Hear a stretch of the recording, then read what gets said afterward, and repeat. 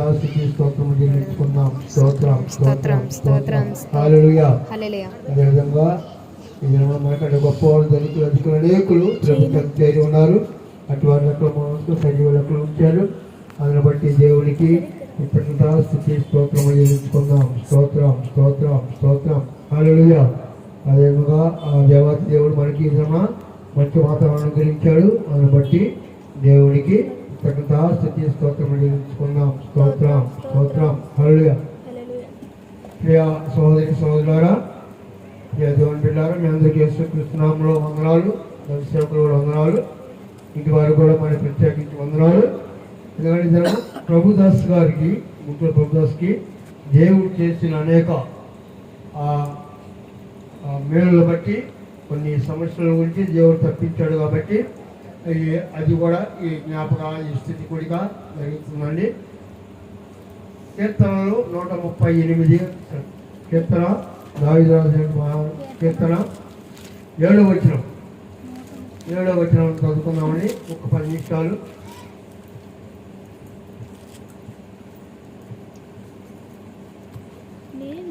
నేను ఆపదలో చిక్కుబడి ఉన్నాను, నీవు నన్ను బ్రతికించే దేవుని స్తోత్రము కలుగును గాక. మనము ఆపదలో 138 7వ వచన భాగం. నేను ఆపద, నీకు నాకు ఆపదలు తెలియకుండానే వస్తూ ఉంటాయి. ప్రతి ఒక్కరికి కూడా, ప్రతి ఒక్క మనిషి కూడా ఆపదలు చెప్పిరావు, కష్టాలు చెప్పిరావు, బాధలు చెప్పిరావు, సమస్యలు చెప్పిరావు, వ్యాధులు చెప్పిరావు. వస్తాయా? ఆర్థిక సమస్యలు చెప్పి వస్తాయా? రావు. కొన్ని బాధలు కూడా రావు. అలాగనే ఏం చేస్తున్నాడు? నేను ఆపదలు చిక్కుబడి ఉన్నాను, నీవు నన్ను బ్రతికి ఆ ఆపద నుంచి కూడా తప్పిస్తాడు దేవుడు, కాపాడుతాడు దేవుడు. చదువమ్మా. నా శత్రువుల కోపం నుండి నన్ను రక్షించుడికై. మనకి మంత్రులు మంచిగానే ఉంటారు. కొంతమంది మంత్రులు మంచిగా తీపి మాట మాట్లాడుతూనే ఉంటారు, కానీ నీ పక్కనే ఉంటాడు నీ శత్రువు. నీ పక్కనే ఉంటాడు నీ శత్రువు. నీకు నా శత్రువులు నా పక్కనే ఉంటారు, నీ పక్కనే ఉంటారు. కానీ ఉండమా, నా శత్రువుల కోపం నుండి నన్ను రక్షించుడికై నీవు నీ చేయి చాపెదవు. దేవుని స్తోత్రము గాక. దేవుని నమ్ముకున్న కుమార్తెలకు దేవుడు చెయ్యి చాపుతానే ఉంటాడు. ఆయన దక్షిణాస్తము మనకు తోడుగా ఉంటాడు, తోడు నీడగా ఉంటుంది మనకు. అలాగే దేవుడు కూడా ఏం చేశాడు? ప్రభుదాసుని అనేక కష్టాల నుంచి, అనేక బాధల నుంచి తప్పించాడు, శ్రమల నుంచి తప్పించాడు. అతడు ఇందాక చెప్తాడు, నాకు చాలా సమస్యల్లో ఉన్నాను, కష్టాల్లో ఉన్నాను, దేవుడు నన్ను అనేక తప్పించాడన్నా. అది అన్నీ కలిసి వచ్చినాయి. మా మామ ఈ జ్ఞాపకార్థ కూడికలో చెప్పాలి నువ్వు అని చెప్పని నన్ను చెప్పింది.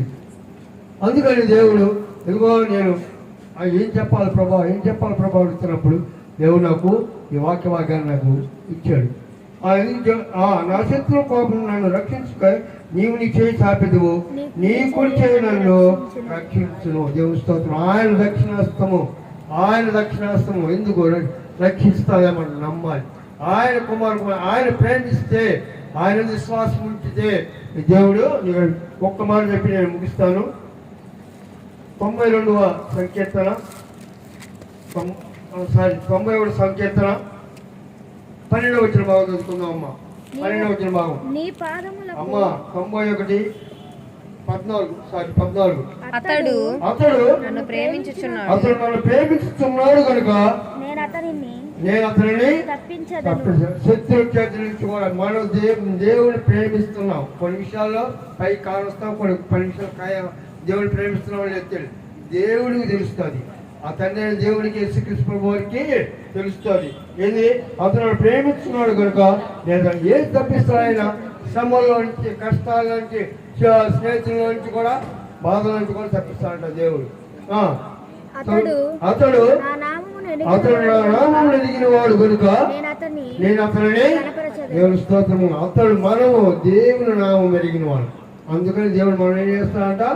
ఘనపరుస్తాడు, హెచ్చిస్తాడు, ఉన్న స్థితిలో ఉంచుతాడు. నువ్వు నేను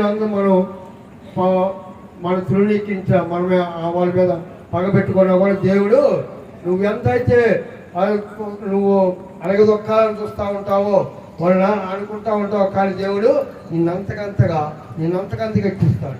శక్తుల దేశంలో ఇస్సాకు దేవుడు ఆశ్చర్యించాడు, అదేవిధంగా నిన్ను అందరూ కూడా హెచ్చిస్తున్నాడు. చదువుమ్మా. అతడు నాకు మొదలుపెట్టగా నేను అతనికి ఉత్తరమిచ్చి దేవుని స్తోత్రములో నువ్వు మొదలుపెట్టు, ప్రార్థన చెయ్యి.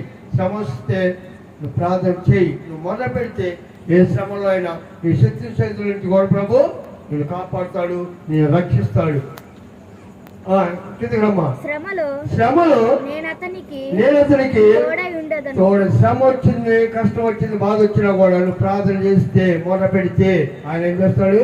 యేసుక్రీస్తు ప్రభువారు తోడై ఉంటాడు, నీకు నీడగా ఉంటాడు, ఆయన నీ పక్కనే ఉంటాడు, నీ కష్టాలని తీర్చే దేవుడు. కిందమ్మా.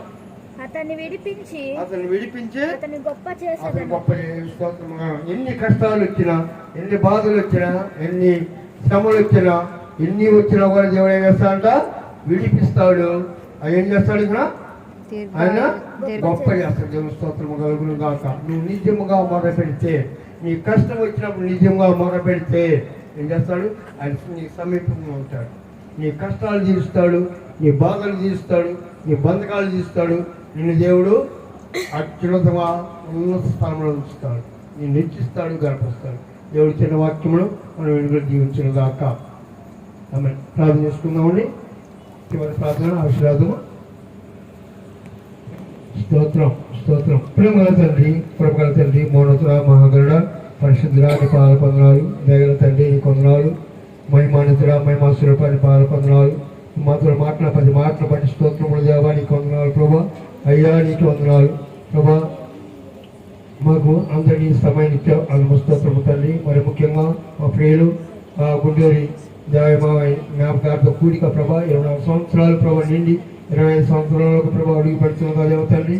తన కుమారుడు ప్రభా గుండూరు ప్రభుదాస్, అలాగే తన కోడలు అనిత, తన మనవరాళ్ళు, ఇంకా బంధుమిత్రులు, ఆ మనవరాలు ప్రభా ఈ జ్ఞాపకార్థ కూడిక జరిగిస్తున్నగా దేవ తండ్రి. అలాగే ప్రభుదాస్ చేసిన ప్రభా ఆయా అనేక మేలును బట్టి ప్రభా ఈ కృతజ్ఞత కూడిక కూడా ప్రభా 2 జరిగింది ప్రభా. స్తోత్రాలు దేవాని కొందనాలు. వచ్చిన బిడ్డలందరూ కూడా ఆశ్రయించము దేవా. నీ వాక్యం ద్వారా కట్టబడే భాగ్యం దయచేస్తే వందనాలు ప్రభా. ఈ స్థలంలో ఉన్నందుకు స్తోత్రాలు దేని కొందనాలు ప్రభా తండ్రి. ఆయా వాక్య భాగాలు ప్రభా దేవ, నేను దైవసేవకులు మాట్లాడే ప్రతి మాటను బట్టి ప్రభా